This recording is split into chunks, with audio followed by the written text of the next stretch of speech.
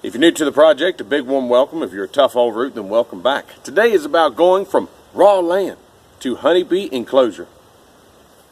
You're watching Steep in the Woods. I'm Josh. I'm Celia. And this is our daughter, Ivy. Here at Steep in the Woods, we are 100% off-grid. We live on a 14-acre mountaintop homestead nestled deep in the Appalachian Mountains of North Carolina. Here on Steep in the Woods, we do totally off-grid on a shoestring budget. You'll see no fancy stuff here. It's just making do with what you have and what you can figure out.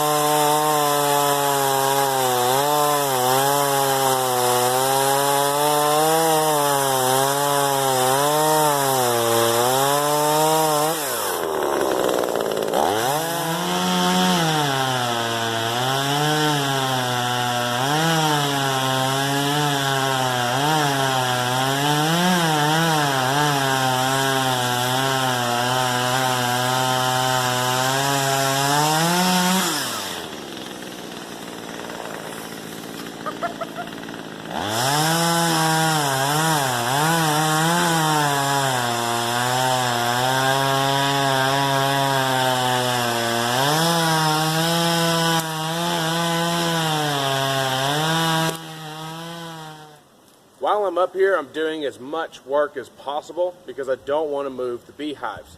So anything that I have plans to eventually cut down needs to go ahead and be done so that we don't disturb them and so that nothing falls on them. Because no matter what, you really don't know where a tree will fall. However, the one behind me should fall uphill. I mean, I really think that it will, even though it is very rare for a tree to fall uphill. We'll find out.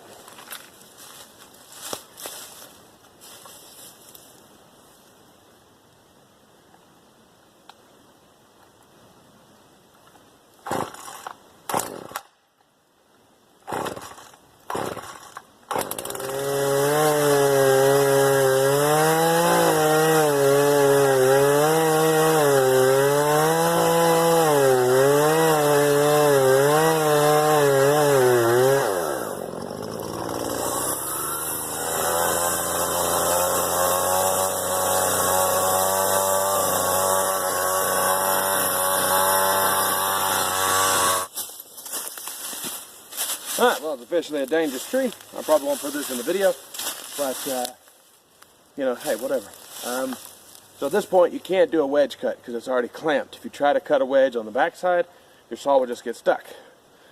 So, you continue cutting, and, you know, once it starts to go, you just back up quick because it'll go like a trigger. Here we go.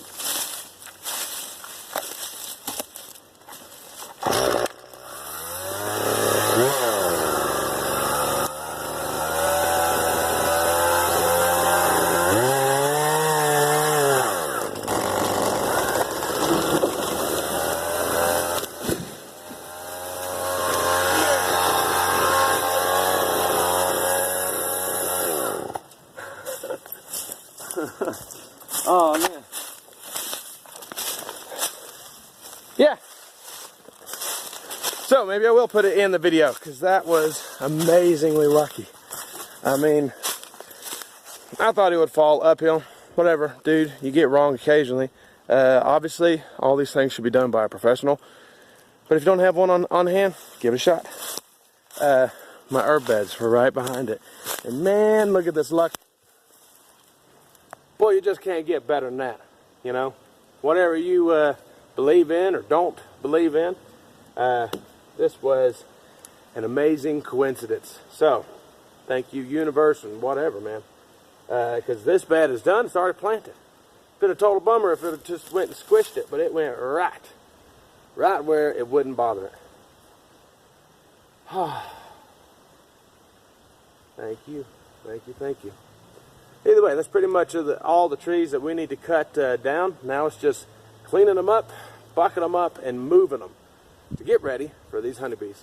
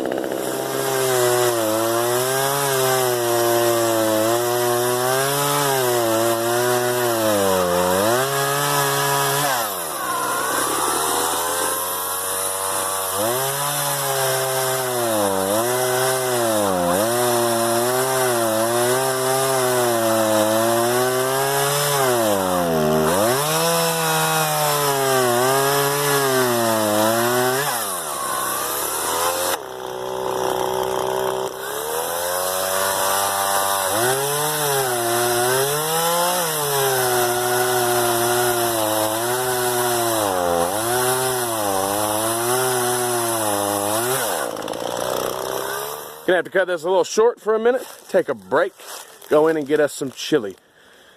God, I love chili. We eat it really, really weird though. We will make it insanely spicy, like burn your mouth off spicy, and then we dump a ton of sour cream in it, just to make it edible, and it is so good. So the deal, I'm really excited. The deal with clearing this up is anything that's really big will be cut up for firewood. Things that are slightly smaller and straight we'll use as building supplies, and then the really small pieces will either be hammered into the garden as, you know, a subsoil compost injection, or it'll be chipped up. We have a chipper, I just haven't brought it up here yet. I know it doesn't work. I fixed it a while back and it's been sitting down by the pallet cabin for ages.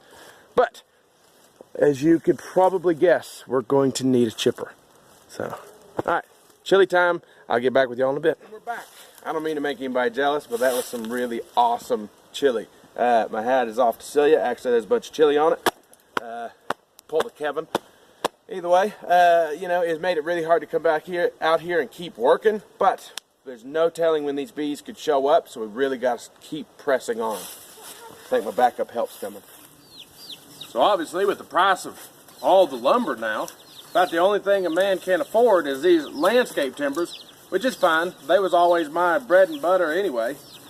So we're making our fence. We're using these for the posts. I made them a little bit shorter because I can't afford concrete to set these with. So making them shorter actually makes them harder to push over because you're removing some of that leverage that could have been used, you know, to move them. Also, I cut them at an angle that'll help them last longer because the water won't pool at the top of it. It'll all just run right off. So these are our posts. I like landscape timbers not only because they're cheap and because they're a big piece of wood, but also they are treated. It's not the same level of treatment as, say, like a 4x4, but it's a really good base to start with, as in using our Appalachian red maple. If done right, Appalachian red maple or motor oil will not wash off. If you allow your boards to get dry first, it'll absorb the oil and it will not shed any. So it can be a really clean way to make your posts last longer.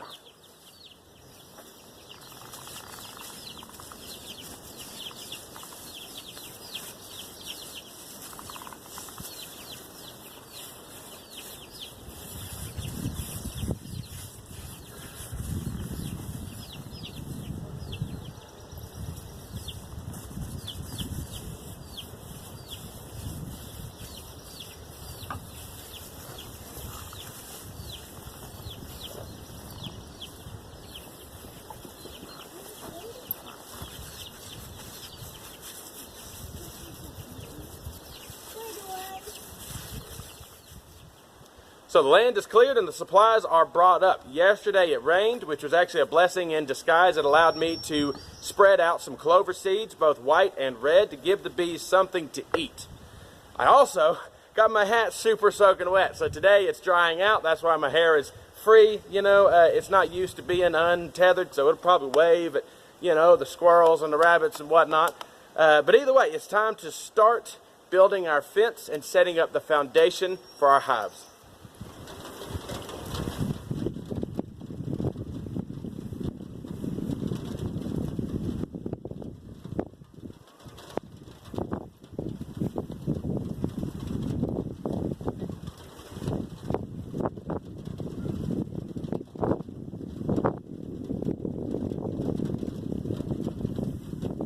I put these logs in the places I wanted the posts. I'm not much of one for measuring, so I just set them down and I look at it and see what I think and how I feel about the size and the placement.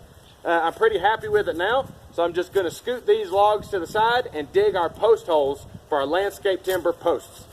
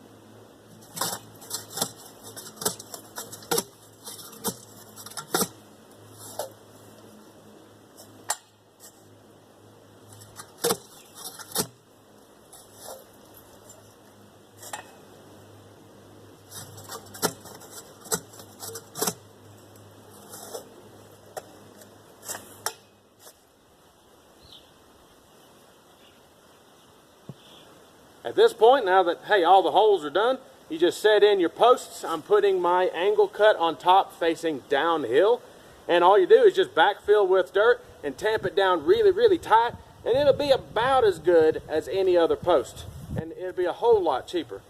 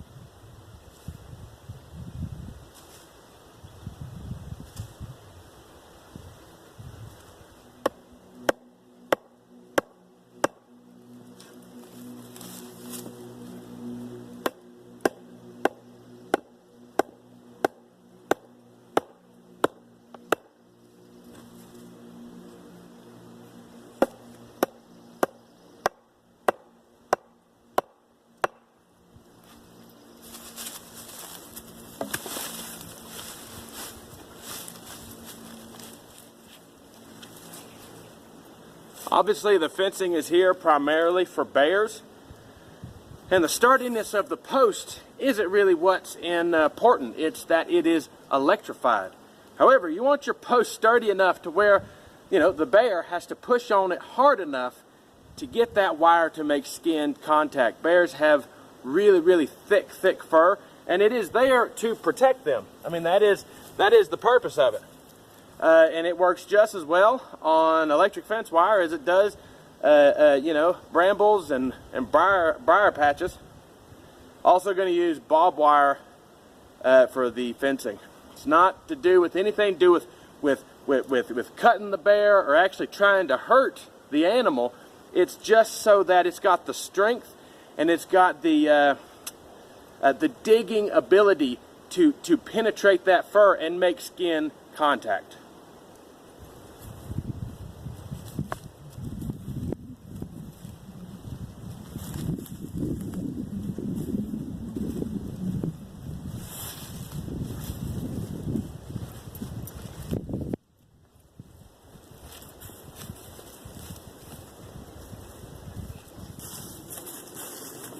One other thing we're going to take and do to our posts to make them last longer is put this little piece of tin on the top of them. If you've ever seen old-timey farms and a lot of these Appalachian places where they had to make do with what they had, they'll have rocks on top of the posts. That's actually there to stop the water and make the post last longer.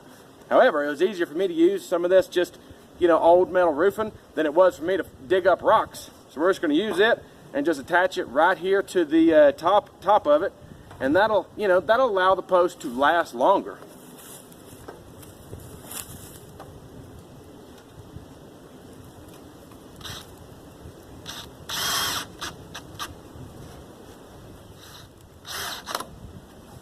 You don't always have to go out and buy the fanciest, most legitimate deal here. There's lots of little tricks you can use to make what you have work for the purpose you need it to. Things such as putting oil on it, tamping the post versus using concrete, and putting, it could be a rock, piece of tin, whatever, on the top of it. You can take what you have and replicate a much more expensive product out of it.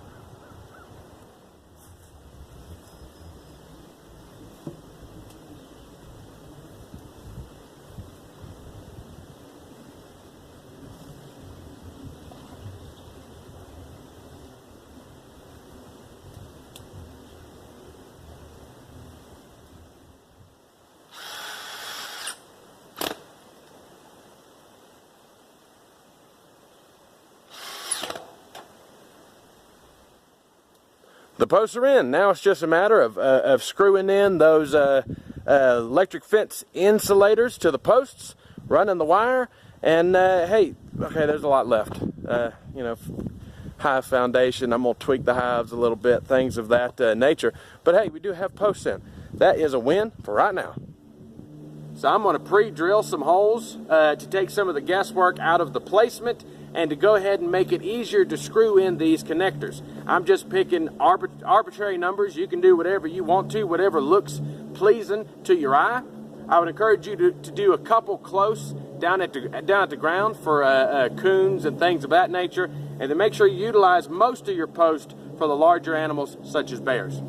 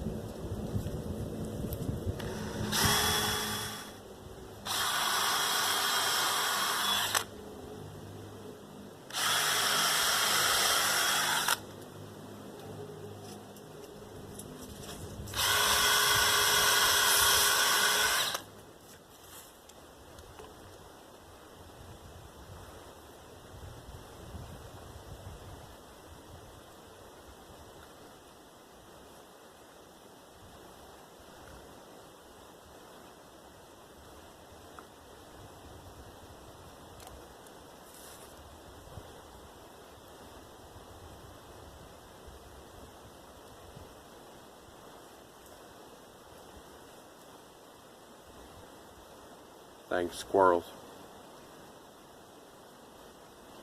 But you never know. Could be a friggin' cougar, and I don't want to do that dies on his knees here. Getting eaten by a friggin' cat.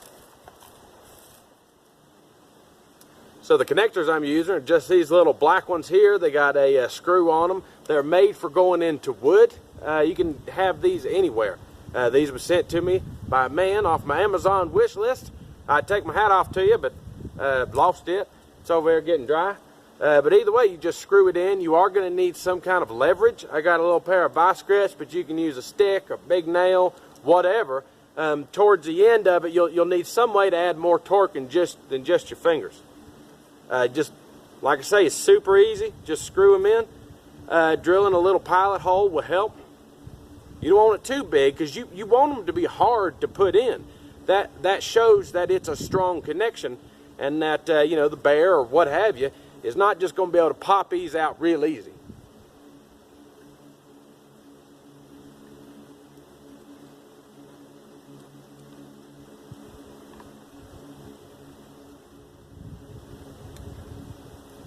And you want them facing up. They got a little cut in them here. The idea is you lay your wire in it, and most of the time you'll wrap it once, but you want the cut in up. That way gravity is working in your favor in the way of keeping your wire held in this little bracket.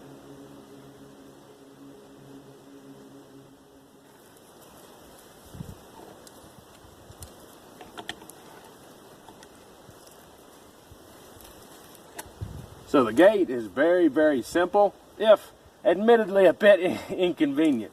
It's just this 2x4 here that I've screwed to this post, and I'm attaching these connectors to it. Admittedly, you'll have to have a drill, but it's a really cheap, really quick little gate setup here. In a perfect world, this would be a salt treated 2x4, but you know, I ain't got one. So either way, what you do is you pull out your screws. This whole board comes off. You set him over to the side, and you walk on through. When you're done, you put it back in place and replace the screws on it, and it is a legitimate gate. It's just not going to be a whole lot of fun. However, you don't have to go visit bees too much. For the most part, you just leave them alone because you don't want to get stung. But occasionally you will need to feed them and give them supplements and just check on the health of your hive, as well as harvesting honey.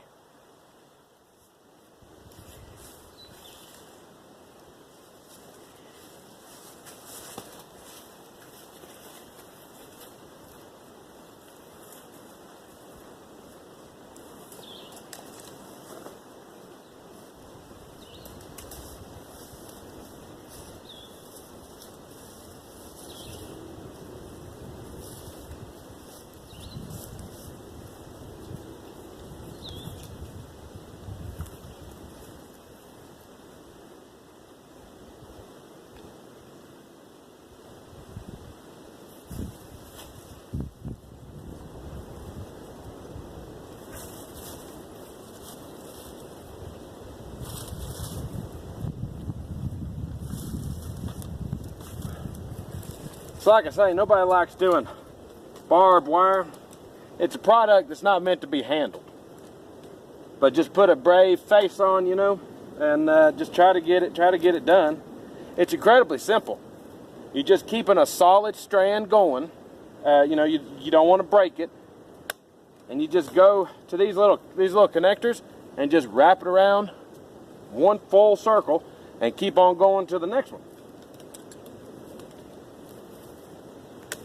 Good pair of pliers is key. That way you can really cinch it up good.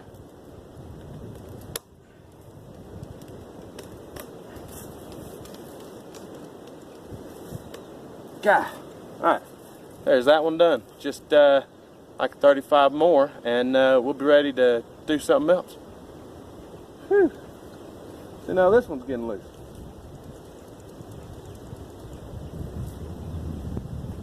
Don't matter.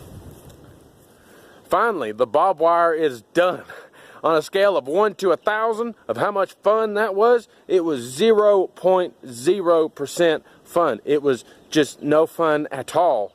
I try to keep my channel as family friendly as possible. That's why a lot of my various hobbies are not part of the project. That's also why I did not film the barbed wire. It's not, man, the guy doing it is not kid friendly in the middle of the act. So either way, it's there, it's done. I'm going to attach a couple wires to the 4 corner posts and add a little bit of tension to it at some point. But right now, it's good enough. We need to go ahead and install the bases for our frames. And we also need to tweak the roofs. I just don't like the way that beehive roofs come. I don't think it's the best that Appalachia has to offer in the way of beehive rain protection.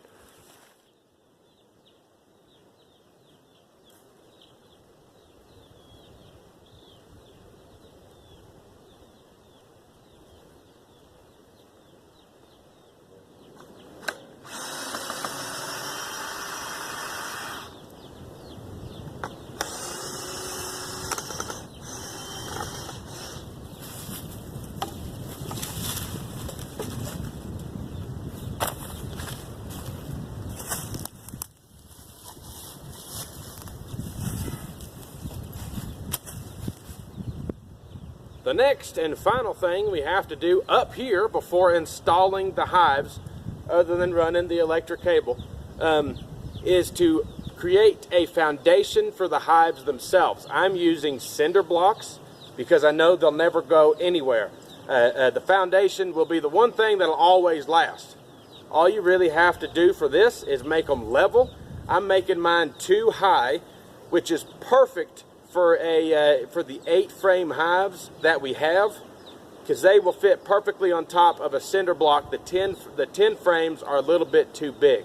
So yet another win for the 8 frame hives as far as ease of installation. But yeah, basically just digging. Dig you a flat spot and throw some blocks on it.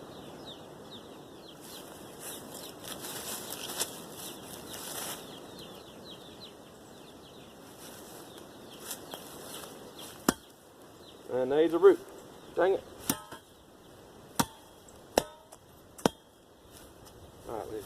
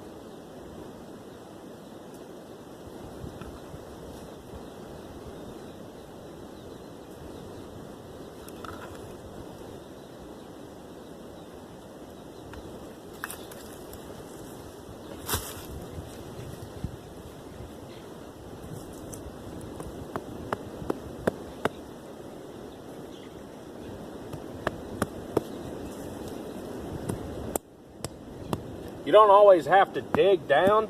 You can fill in. Just be aware, I wouldn't do it for like a house or something of that nature. Understand how heavy whatever you're going to be using it for will be, and just be careful with it. I'd never fill in for a house, but 300-pound beehive or something, it'll be fine.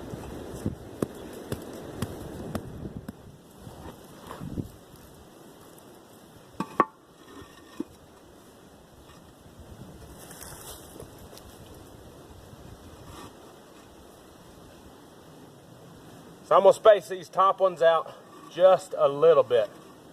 Not much. But since the beehive is slightly longer than it is wide, just give us a little bit more room here.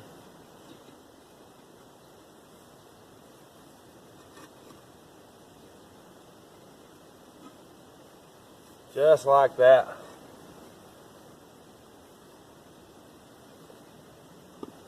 I think that's perfect. Do one more check just to make sure. Yep. Yep. Yep. Yep. Rock and roll. There we go. You just repeat the process for however many hives you happen to have. For us, we're lucky enough to have 2. I built this enclosure here to fit 3 of them at some point. But right now we're starting off with 2, and I think that is a real blessing. It took it from a hobby into a legitimate venture. So there will be mountain honey for sale at some point, as long as I do my part and no, catastrophes happen. We did have bees before, and they all left. But you're never so good at something as that which you have failed at many times.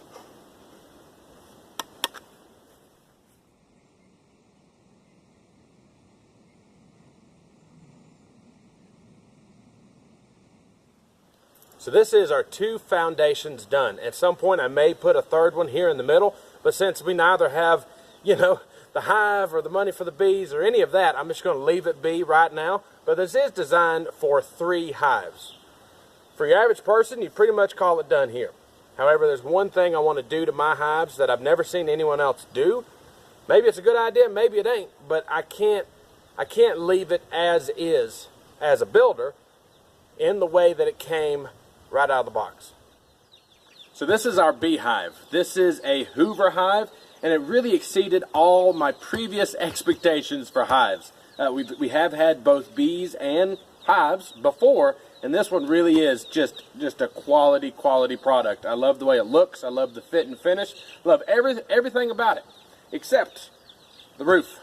All beehives seem to have this roof, and I can't wrap my mind around why there would be no overhang. I left it alone with our last bees, but with this one, it's just bugging me too much. I don't understand how slightly more rain protection could hurt the bees. So we're just going to go ahead and do it. You don't have to do this. This isn't something, I'm not necessarily recommending this. I'm going to do it because it's how I would have built it had I started from scratch. I have this piece of roofing. I did pick out a prettier piece, even though it's, it's not beautiful. And it's just slightly bigger. I mean, we're not going for a giant sombrero type deal here, just a little bit bigger to help protect the hive from rain. All I'm going to do with this is place it on.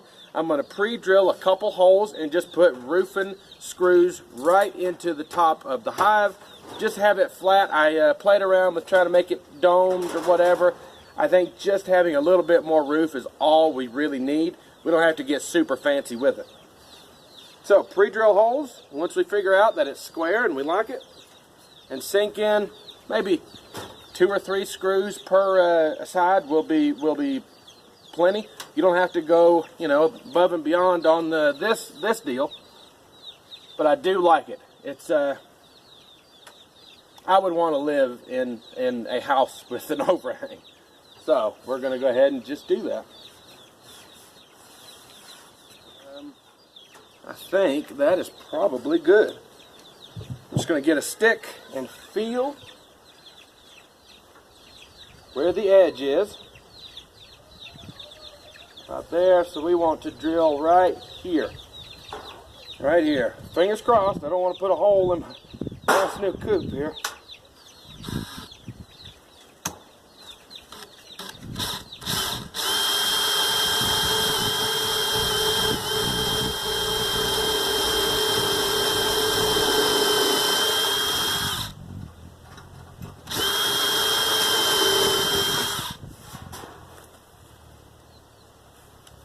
That'll be good. I'm going to go ahead and put 1 screw in it first to pin it, and then we can go ahead and put in the rest of them in a minute. Put this on a low setting.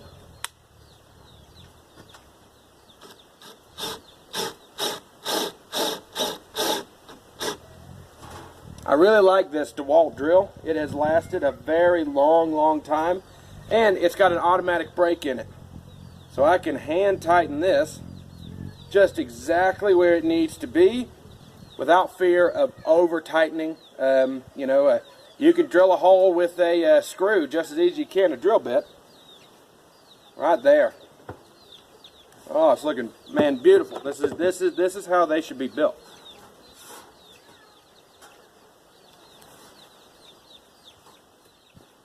So there we go. This is the new and improved roof. None of the screws poked through. That was the goal. And I think this should be a vastly superior roof setup to the one that it came with. I'm often the guinea pig, and in this scenario, it's no different. But I am confident with it. What do you think, girl? What is this? I don't know. What is this? Dino Bee House. Dino Bee House. We have some dino bees. With the Dino Bee House. So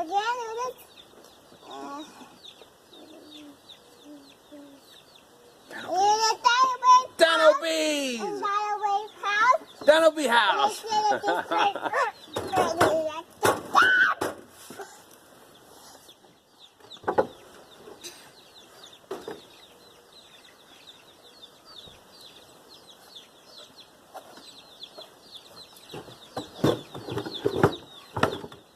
Alright, this is the second one done. Both of them have new and improved roofs on them.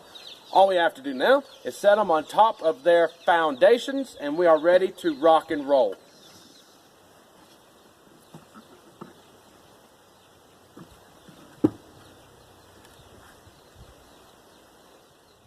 So there we go. These are the Hives installed on their foundations. I really like them. They kind of look like a hobbit hole kind of deal to me. Remarkable Hives, just a really good product. I think that it'll really work out well for us, and I'm looking forward to getting the bees. If you like what you saw, hit that button. If you're new to the project, hit that other button. I would encourage you to turn on your notifications. And if you want to help support the project, there are links below. Until next time, here, Steve in the Woods.